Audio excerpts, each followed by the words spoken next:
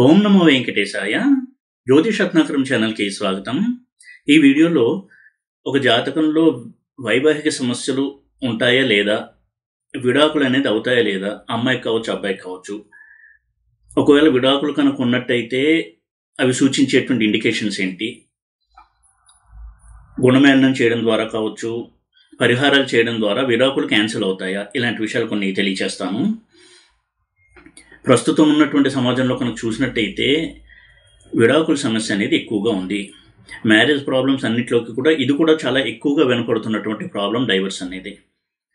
అయితే జ్యోతిషపరంగా కనుక చూసినట్టయితే అందరూ అర్థం చేసుకోవాల్సింది, ఒక జాతకుడు జన్మించినప్పుడే, అమ్మాయి కావచ్చు అబ్బాయి కావచ్చు, పుట్టినప్పుడే వాళ్ళ జాతకంలో నిర్ణయించబడి ఉంటుంది ఆ అమ్మాయి యొక్క లేదా అబ్బాయి యొక్క వైవాహిక జీవితం ఎలా ఉంటుంది అనేటువంటి విషయం. ఒకవేళ అమ్మాయి జాతకంలో 2 మ్యారేజెస్ ఉన్నాయి అంటే 2 మ్యారేజెస్ అవుతాయి. డైవర్స్ అవ్వడము, తర్వాత సెకండ్ మ్యారేజ్ అవ్వడం కూడా జరుగుతుంది. ఒక జ్యోతిష పండితుడిగా కావచ్చు, జ్యోతిష శాస్త్రవేత్తగా కావచ్చు, చేయవలసిందల్లా వాళ్ళ జాతకంలో అటువంటి ప్రాబ్లం ఉందా లేదా అనేది చూడడమే. అయితే ఒకవేళ ఉన్నప్పటికీ కూడా పేరెంట్స్కి అప్ఫ్రంట్గా మొహం మీద చెప్పాల్సినటువంటి అవసరం లేదు. కొంత ఇండికేషన్ ఇవ్వచ్చు, ఇలా అమ్మాయి జాతకంలో కొంత మ్యారిటల్ ప్రాబ్లం ఉంది, లేదా అబ్బాయి జాతకంలో మ్యారిటల్ ప్రాబ్లం ఉంది, కొంత వాళ్ళు సర్దుకుని పోవడం మంచిది అని చెప్పొదలాలి తప్ప ముందే భయపెట్టేసి ఈ అమ్మాయికి విడాకులు అవుతాయి అంటే వాళ్ళు ముందుగానే భయపడిపోయి ఇంకా పెళ్లి చేసుకోవడం ఏమానైనా ఇటువంటి ఆలోచనలు కూడా వెళ్తుంటారు. ఒక జాతకుడికి వివాహం అనేది ఉంటే అతని ఆలోచన ఎన్ని చేసినా వివాహం అవుతుంది. 2 మ్యారేజెస్ ఉంటే 2 మ్యారేజెస్ అవుతాయి. జ్యోతిష శాస్త్రపరంగా చెప్పవలసింది 2 మ్యారేజెస్ ఎందుకు అయ్యాయి, అందులో అమ్మాయి తప్పు లేదా అబ్బాయి తప్పు మాత్రమే కారణమా, లేదా జ్యోతిష కారణం కూడా ఏదన్నా ఉందా అనేది ఫస్ట్ మ్యారేజ్ అయినప్పుడు చెప్తే సరిపోతుంది. ఎందుకంటే జ్యోతిష శాస్త్రంలో ఉన్నది చెప్పాలి తప్ప ఉన్నదాన్ని మార్చేస్తాము అనేటి విధంగా చెప్పడం అనేది కరెక్ట్ కాదు. ఎందుకంటే కదలి వివాహము, కుంభ వివాహము ఇలాంటివి చేస్తే డైవర్స్ దోషం అనేది క్యాన్సిల్ అయిపోతుంది అని కూడా అంటూ ఉంటారు. కానీ అది ఎక్కడొక్కడ ప్రూవ్ అవ్వలేదు. ఈ వీడియో చూస్తున్నటువంటి పేరెంట్స్ కూడా చాలామందికి ఇది అనుభవంలో ఉంటుంది. డెస్టినీ అనేది చాలా బలమైంది. ఒక జాతకుడు జన్మించినప్పుడు అతనికి ముఖ్యమైన పోర్ట్ఫోలియోస్ ఏవైతే ఉన్నాయో, మ్యారేజ్, ఎడ్యుకేషన్, మ్యారేజ్, చిల్డ్రన్, పిల్లలు, కెరియర్, ఇవన్నీ కూడా ముందే డిసైడ్ అయ్యి ఉంటాయి. అయితే పురుష ప్రయత్నం అంటే స్వతంత్ర ప్రవృత్తి, అంటే మనంతట మనం ఏదైనా చేద్దాము అనేది కూడా ఉంటుంది. దాన్ని ఉపయోగించి ఈ లైఫ్లో వీలైనంత మంచి పనులు చేసుకోవడానికి ట్రై చేయాలి తప్ప ఉన్న డెస్టినీని మార్చాలనుకోవడం పొరపాటు. అందులోనూ జ్యోతిష్యం సహాయంతో డెస్టినీ మార్చాలి అని అనుకోవడం పొరపాటు. ఆ విధంగా ప్రచారం చేయడం కూడా కరెక్ట్ కాదు జ్యోతిష్యాన్ని. ఒక వ్యక్తికి జ్వరం వస్తే డాక్టర్ దగ్గరికి వెళ్తే ట్యాబ్లెట్ ఇస్తాడు, ఆ జ్వరం తగ్గుతుంది. ఆ విధంగా జీవితంలో ఏదన్నా ప్రాబ్లం వస్తే జ్యోతిష్యుడి దగ్గరికి వెళ్తే ఏదో పరిహారం ఇస్తారో ఆ దోషం పోతుంది అని అనుకోవడం పొరపాటు. ఎందుకంటే ఇవన్నీ కూడా కర్మ సిద్ధాంతానికి సంబంధించినవి. ట్యాబ్లెట్ వేస్తే జ్వరం తగ్గినట్టుగా పరిహారాలు చేస్తే మన కర్మలు నల్లిఫై కావు. అలా భ్రమలో ఉండి పెళ్లికి ముందే అబ్బాయి జాతకంలో దోషం ఉంది అని చెప్పి లక్షలు ఖర్చు పెట్టి హోమాలు పూజలు చేయించి మ్యారేజ్ చేసిన తర్వాత 3 మంత్స్కే 3 నెలలకే విడాకులకు అప్లై చేయడం కూడా చూడొచ్చు. చాలా ఎగ్జాంపుల్స్ ఉన్నాయి అలాగా. మరి అప్పుడు ఎందుకు మ్యారేజ్ ఫెయిల్, మరి ఆ పరిహారాలు ఎందుకు ఫెయిల్ అయ్యాయి? ఎందుకంటే మనం డెస్టినీని ఎదిరించాలనేటువంటి ప్రయత్నం చేస్తున్నాము. అయితే చాలా సందర్భాల్లో ముఖ్యంగా విడాకులు విషయం తీసుకున్నట్టయితే అది తీవ్రమైన సమస్య. ఎందుకంటే అమ్మాయి అబ్బాయి ఇద్దరూ కూడా మనస్పర్ధలతో కొట్టుకుంటూ జీవితాంతం కలిసి ఉన్నా అది సమస్య కాదు. కానీ పెళ్ళైన కొన్ని రోజులకే విడిపోవాలనే నిర్ణయానికి రావడము, విడిపోవడము, ఇవి ఎందుకు జరుగుతుంది అంటే దానికి కారణాలు చాలా చెప్తూ ఉంటాము. కుజదోషం అని, రాహు అని, కేతు అని, శని అని. ఇవేవి కూడా విడాకులు ఇప్పించవు. విడాకులు తీసుకోవాలి అంటే వాళ్ళ జాతకంలో రవి వివాహ సంబంధమైనటువంటి స్థానంలో బలంగా ఉండడమే కారణము. ముఖ్యంగా సప్తమంలో రవి, ఇటువంటి పొజిషన్లో రవి ఉన్నట్టయితే విడాకులు అనేవి అవుతాయి. విడాకులు ఇప్పించేటువంటి గ్రహము రవి. కుజదోషం వల్ల విడాకులు జరగవు. అయితే చాలా సందర్భాల్లో మ్యాచ్ మేకింగ్ చేసిన తర్వాత అంతా బాగున్నాయి, సప్తమం క్లీన్గా ఉంది, సప్తమాధిపతి బాగున్నాడు, శుక్రుడు బాగున్నాడు అంటారు, పెళ్లి చేస్తారు, పాయింట్స్ కూడా కలిసాయి. 30 పాయింట్స్ వచ్చాయి, చాలా బాగుంది. కానీ మ్యారేజ్ అయిన 3 మంత్స్కి వాళ్ళు డైవర్స్కి అప్లై చేశారు. అలా ఎందుకు జరుగుతుంది అంటే మనం గ్రహాల యొక్క చరకారకత్వాన్ని స్టడీ చేయకపోవడం వల్ల. ఒక చార్ట్లో 7th హౌస్ 7th లార్డ్, సప్తమ స్థానము సప్తమాధిపతి ఎంత ముఖ్యమో దారకారక గ్రహం కూడా అంతే ముఖ్యము. దారకారక గ్రహం అంటే రాహుకేతువుల్ని మినహాయిస్తే 7 గ్రహాల్లో అన్నిటికంటే తక్కువ డిగ్రీల్లో ఉన్నటువంటి గ్రహం ఆ జాతకుడు పుట్టినప్పుడు, అది దారకారక గ్రహం. అలాగే 7th హౌస్ యొక్క ఆరూఢం, దానికి దారారూఢము, సప్తమారూఢము, దారపాదము, ఇలా చాలా పేర్లు ఉన్నాయి. ఆ దారపాదాన్ని స్టడీ చేయాలి, ఉపపాదాన్ని స్టడీ చేయాలి. అంటే 12th హౌస్ యొక్క ఆరూఢం, ఉపపాదం, వీటికి సంబంధించినటువంటి జైమిని సూత్రాలు ఉన్నాయి. అందులో స్టడీ చేసినప్పుడు ఆ కాంబినేషన్ కనబడుతుంది. ఆ దశ నడుస్తూ ఉంటుంది, జైమిని రాశి దశ. మరి ఎందుచేతనో తెలియదు, అట్లీస్ట్ మన సౌత్ ఇండియాలో మన తెలుగు వాళ్ళల్లో ఎప్పుడూ కూడా ఏ టీవీ ఛానల్లో కావచ్చు, యూట్యూబ్లో కావచ్చు, దారకారక ప్లానెట్, దారపాదము, జైమిని చరదశ, జైమిని స్థిరదశ, జైమిని మండుక దశ ఇటువంటి మాటలే వినపడవు. దానివల్ల ప్రాబ్లం ఏంటి అంటే మనం మ్యారేజ్ లాంటి విషయాన్ని స్టడీ చేసేటప్పుడు ఒక్కొక్కసారి స్థిరకారకత్వంలో చూసినప్పుడు, అంటే పరాశరు చెప్పినటువంటి వింశోత్తర సిస్టమ్ ప్రకారము, అలాగే 7th house 7th lord, 8th house 8th lord, వీటిని స్టడీ చేసేటప్పుడు మనకు క్లియర్గా కనపడకపోవచ్చు. అయితే కొంతమంది అడగచ్చు, పరాశర సిస్టమ్ని క్వశ్చన్ చేస్తారా, పరాశర సిస్టమ్ చాలా స్ట్రాంగ్ అని. కరెక్టే, పరాశరుడే ఇప్పుడున్నటువంటి కలియుగంలో జ్యోతిష శాస్త్రానికి మూల పురుషుడు. ఆయన ఇచ్చిన సూత్రాలతోనే మనం ఆ జ్ఞానాన్ని పొందాము.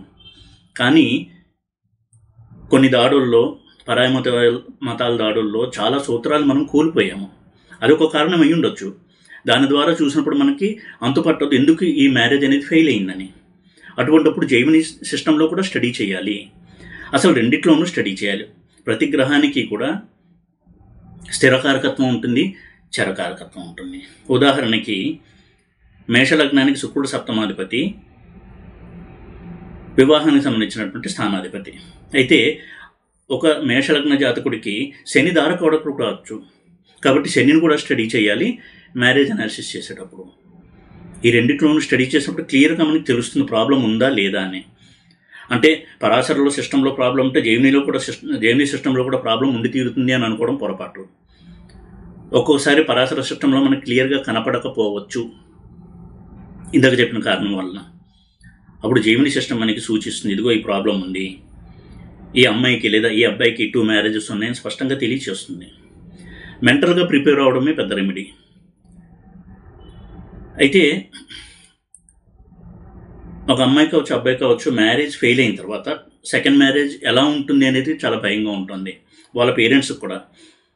అంటే ఫస్ట్ మ్యారేజ్లాగే ఇది కూడా క్యాన్సిల్ అవుతుందేమో, అసలు వివాహ యోగమే లేదేమో, వివాహ సౌఖ్యమే లేదేమో అని. అయితే ఇక్కడ గమనించవలసింది, రవి ఎప్పుడైతే 7th హౌస్ ఇంపాక్ట్ చేస్తూ ఉంటాడో ఆ ప్రభావం అనేది ఫస్ట్ మ్యారేజ్ మీద ఉంటుంది తప్ప రవి యొక్క ప్రభావం సెకండ్ మ్యారేజ్ మీద ఉండదు.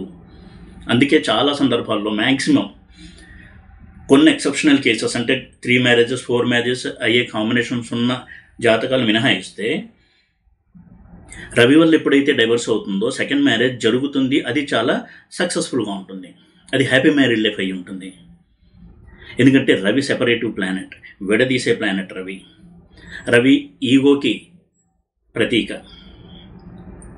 ఉదాహరణకి ఈ రోజుల్లో అమ్మాయి అబ్బాయి కూడా ఒకరినొకరు అంగీకరించలేకపోవడము, ఎవరి ఆత్మాభిమానాన్ని వాళ్ళు తగ్గించుకోకపోవడము, కాంప్రమైజ్ అవ్వకపోవడము, ఇది ప్రధానంగా కారణంగా కనబడుతూ ఉంటుంది ఈ మ్యారేజెస్ ఫెయిల్ అవ్వడంలో, విడాకుల రూపంలో. అయితే ఒక్కొక్క గ్రహం ఒక్కో రకమైనటువంటి మ్యారిటల్ ప్రాబ్లం ఇస్తుంది. ఉదాహరణకి రవి ఉంటే విడాకులు ఇప్పిస్తాడు, చంద్రుడు ఎమోషనల్ డిస్టర్బెన్సెస్ ఎక్కువ ఉంటాయి వారి యొక్క మ్యారేజ్ లైఫ్లో. అలాగే బాండింగ్ కూడా ఎక్కువ ఉంటుంది చంద్రుడు కనుక సప్తమంలో ఉన్న, ఇలాంటి మ్యారేజ్ రిలేటెడ్ కాంబినేషన్స్లో ఉన్న. కుజుడు ఉన్నట్టయితే అగ్రెషన్ ఉంటుంది, దూకుడు స్వభావం. ముఖ్యంగా అమ్మాయిలు కనుక 7th హౌస్లో కుజుడు ఉన్నట్టయితే భర్త చాలా కోప స్వభావంగా ఉంటాడు, అగ్రెసివ్ నేచర్ ఉంటుంది, కానీ చాలా ముక్కుసూటి మనిషి అయి ఉంటాడు. అటువంటి అమ్మాయిలకి భర్త వలన domestic abuse, physical abuse, verbal abuse, అంటే చేయి చేసుకోవడం కావచ్చు, పరుషంగా మాటలు అనడము, ఇవన్నీ కూడా ఎదురవుతూ ఉంటాయి. అయితే ఆ అబ్బాయి ముక్కుసూటి మనిషిగా కూడా అవ్వడానికి అవకాశం ఎక్కువగా ఉంటుంది, స్ట్రైట్ ఫార్వర్డ్ నేచర్ ఉంటుంది. కానీ కుజుడు ఎప్పుడూ కూడా విడాకులు ఇప్పించడు. రవి యొక్క సపోర్ట్ ఉంటే తప్ప విడాకులు రావు. అలాగే బుధుడు విషయం తీసుకున్నట్టయితే మ్యారేజ్ అయిన తర్వాత, ఉదాహరణకు 7th హౌస్లోని బుధుడు ఉన్నాడు, మ్యారేజ్ అయిన తర్వాత వాళ్ళిద్దరి మధ్య ఇంట్రెస్ట్ అనేది తగ్గిపోతుంది. లవ్ మ్యారేజ్ చేసుకుని ఉండొచ్చు, కానీ మ్యారేజ్ అయిన తర్వాత కొన్నాళ్ళకి, ఒక 6 నెలలకి, ఏడాదికి ఇద్దరి మధ్య కూడా ఆకర్షణ అనేది తగ్గుతుంది. ఫిజికల్ రిలేషన్ మీద ఇంట్రెస్ట్ తగ్గిపోవడానికి అవకాశం ఉంటుంది. ఇక గురువు ఉన్నట్టయితే ముఖ్యంగా అమ్మాయిలకి 7th హౌస్లో భర్త నుంచి డామినేషన్ అనేది దొరుకుంటారు. చాలా ఉన్నతమైనటువంటి విద్యాభ్యాసం చేసిన భర్త వస్తాడు, మంచి కెరీర్ ఉంటుంది, అయితే కొంత మేల్ డామినేషన్ అనేది ఉంటుంది. కుజుడిలాగా చేయి చేసుకోవడము, దుర్భాషలాడడం చేయకపోయినా కానీ తన యొక్క చేష్టలతో, తన బిహేవియర్తో తన డామినేషన్ని చూపిస్తూ ఉంటారు. దానివల్ల చాలా మానసికంగా ఒత్తిడికి గురవుతూ ఉంటారు అమ్మాయిలు. శుక్రుడు కనుక ఉన్నట్టయితే ముఖ్యంగా 7th హౌస్లో అమ్మాయిలకి భర్తకి పరాయి స్త్రీలతో పరిచయాలు ఉండేటువంటి అవకాశం ఎక్కువగా ఉంటుంది. శుక్రుడు జనరల్గా విడాకులు అనేది ఇప్పించడు. ఏ గ్రహము విడాకులు ఇప్పించదు, ఒక రవి తప్ప. శని ఉన్నట్టయితే ఇద్దరి మధ్య కూడా అపార్థాలు ఎక్కువ చోటు చేసుకుంటుంటాయి. ఫ్యామిలీ ట్రబుల్స్, ఫ్యామిలీ ప్రాబ్లమ్స్ ఇవన్నీ కూడా ఎక్కువగా ఉంటాయి.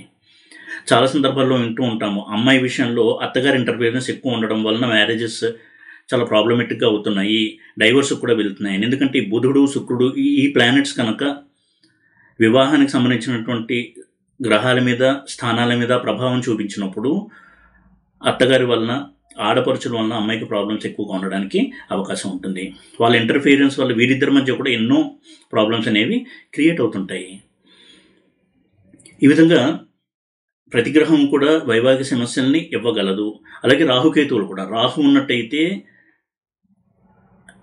అమ్మాయికి, ఉదాహరణకి రాహు ఉన్నట్టయితే భర్త చాలా గ్రీడీగా ఉంటాడు, అంటే జీవితంలో చాలా ఉన్నత స్థానానికి వెళ్ళాలని కోరుకుంటుంది, ఎవరి మాట వినని వ్యక్తి అయి ఉంటాడు, తప్పు తనదని తెలిసినా ఒప్పుకునేటువంటి స్వభావం ఉండదు, ఇటువంటి నేచర్ ఉండే అవకాశం ఉంటుంది. కేతు 7th ఉన్నట్టయితే ఘర్షణ వైఖరి, చిన్న విషయాలు కూడా ఇద్దరి మధ్య వాదోపవాదాలు, ఆర్గ్యుమెంట్స్, ఎన్వైర్న్మెంట్ అంతా పాడైపోవడము, ఇలాంటి రిజల్ట్స్ ఉంటాయి. అయితే విడాకుల విషయంలో మాత్రము రవి యొక్క ప్రోద్బలం ఉన్నప్పుడు విడాకులు అనేవి జరుగుతాయి. ఈ రవి యొక్క ప్రభావాన్ని తప్పకుండా స్టడీ చేయాలి మ్యాచ్ మేకింగ్ అనేది చేసేటప్పుడు. లేకపోతే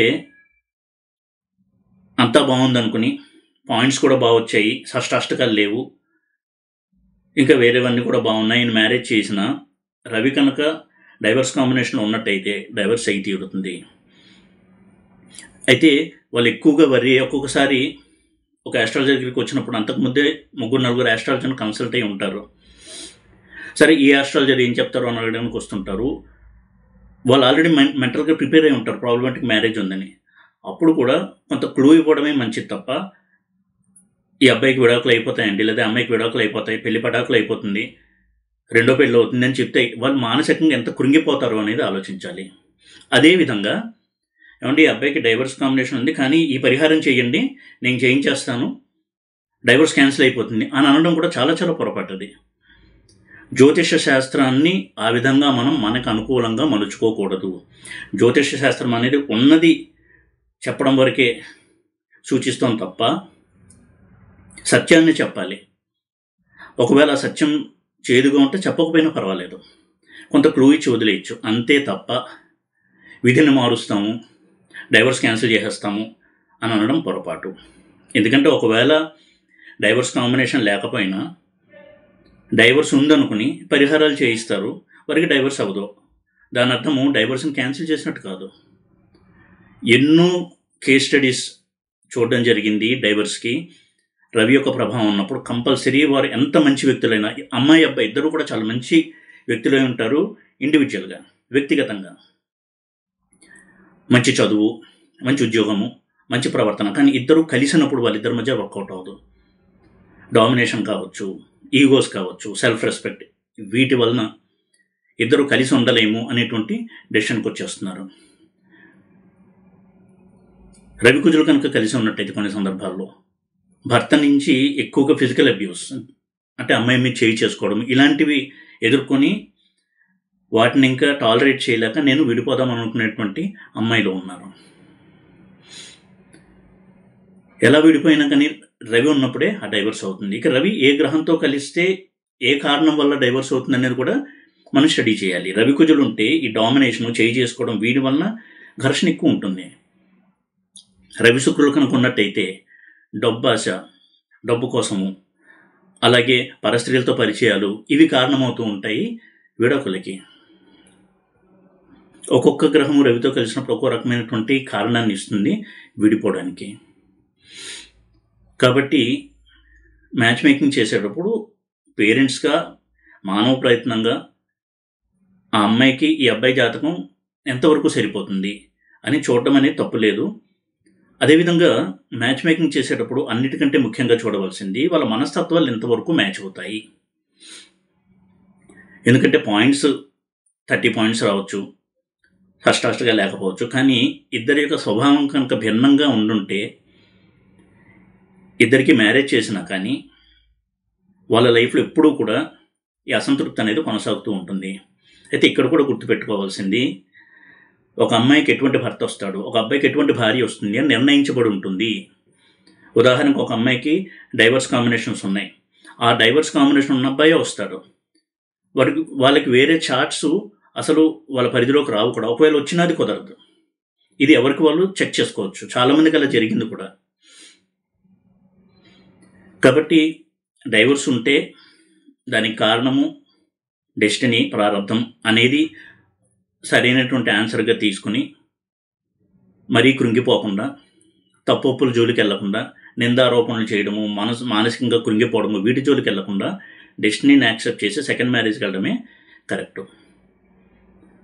జ్యోతిష్య శాస్త్రం పేరుతో భ్రమను కల్పించడము, మభ్యపెట్టడం అనేది కరెక్ట్ కాదు. ఎందుకంటే వినడానికి కొంచెం కష్టంగానే ఉంటుంది. అందుకే ఎప్పుడు కూడా జ్యోతిష్యంలో ఒకవేళ డైవర్స్ అవుతాయని ఉన్నా చెప్పకూడదు అనేది అక్కడ ఒక రూల్. అది చెప్పాల్సిన అవసరం లేదు. ఎందుకంటే ఒకవేళ చెప్పినా దానికి ఏదో ఎవరో పరిహారం చేస్తారని చేయించినా ఆ డైవర్స్ అనేది క్యాన్సిల్ కాదు. ఎందుకంటే బ్రహ్మదేవుడు ఒక అమ్మాయిని సృష్టించి 2 మ్యారేజెస్ ఉన్నాయి అంటే, లేదా అబ్బాయిని సృష్టించి 2 మ్యారేజెస్ ఉన్నాయంటే, అమ్మాయి విషయంలో తీసుకుంటే ఆ సెకండ్ హస్బెండ్ ఎప్పుడు పుట్టే ఉంటాడు. సో అతను ఈ అమ్మాయితో మళ్ళీ జాయిన్ అవ్వాలి. కాబట్టి బ్రహ్మదేవుడి సృష్టి వేస్ట్ కాదు. కాబట్టి బ్రహ్మదేవుడి సృష్టిని ఎదిరించేసి రెమెడీస్ ఇచ్చేసి డైవర్స్ క్యాన్సిల్ చేయాలని అనుకోవడం అనేది చాలా చాలా పొరపాటుది.